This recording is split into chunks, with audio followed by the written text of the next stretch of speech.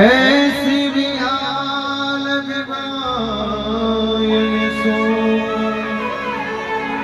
पग कंटक जाल लगे पुनी आय महादुख पायो सखा आई तेना किते दिन को आई तेना किते दिन को देखी सुदामा की दीन दशा करुणा करके करुणा करुणा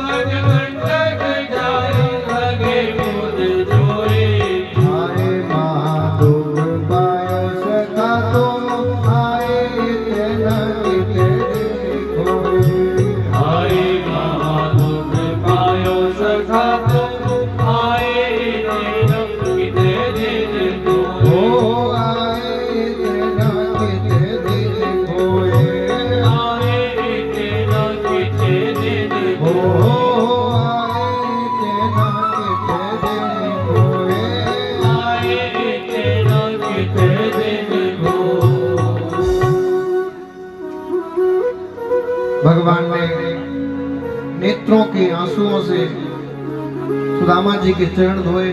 सुदामा जी ने कहा भैया बहुत हो गया, अब तेरी बात मान ली, अब तू मेरी बात मान ले। क्या? बोले मेरे बगल आके बैठ जा।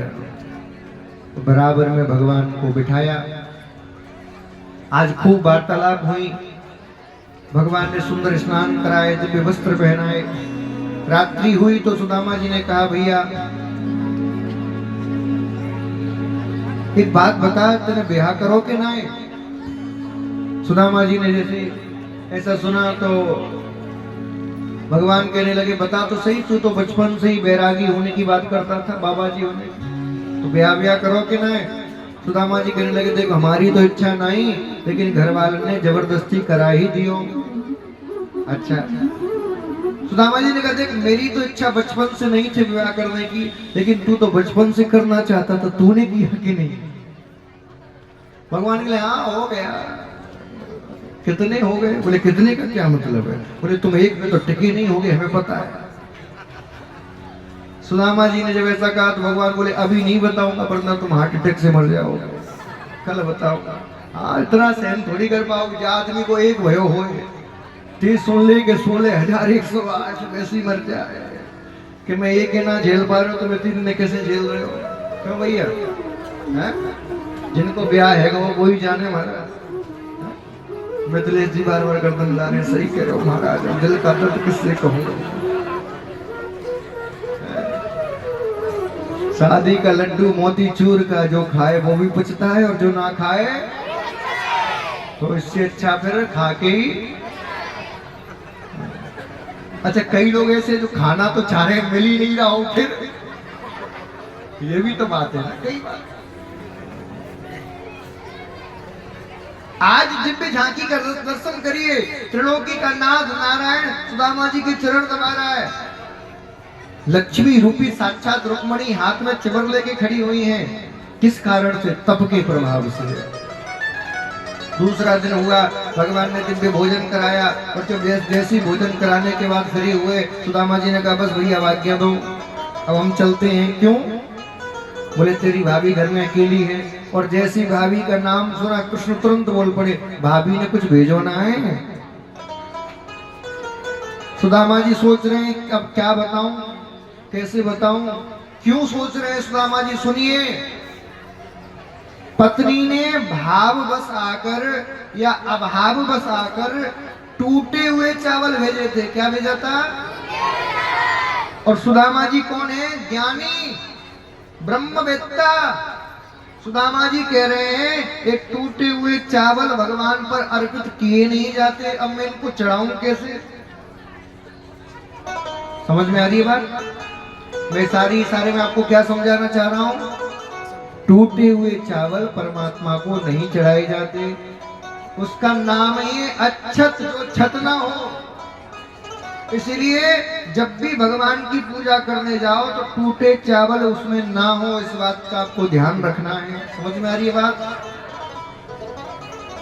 कई जगह देखता हूं मैं, लोग कहते हैं पूजा के लिए चावल दे दो, कौन से दे दो, इसमें सुलहरी पड़ रही हो, कीड़े पड़ रहे हो, टूटे हो, दे दो, पूजा के लिए चाहिए।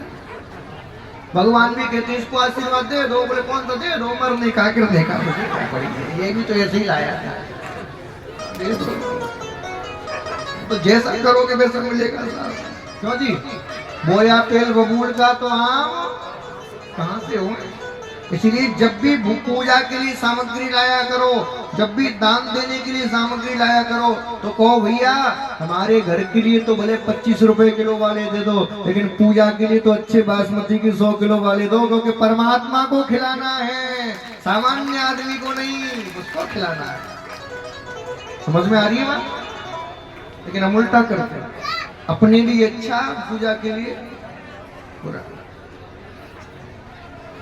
आज सुदामा जी सोच रहे हैं कैसे दूं, कैसे दूं। भगवान ने कहा देख भैया तेरा ज्ञान तो श्रेष्ठ है, लेकिन एक बात और बताऊं क्या? ज्ञान तो अच्छी बात है, लेकिन किसी व्यक्ति ने श्रद्धा से और प्रेम से यदि दिया हो तो वो ज्ञान भी फीका पड़ जाता है। भाव का भूखा हूं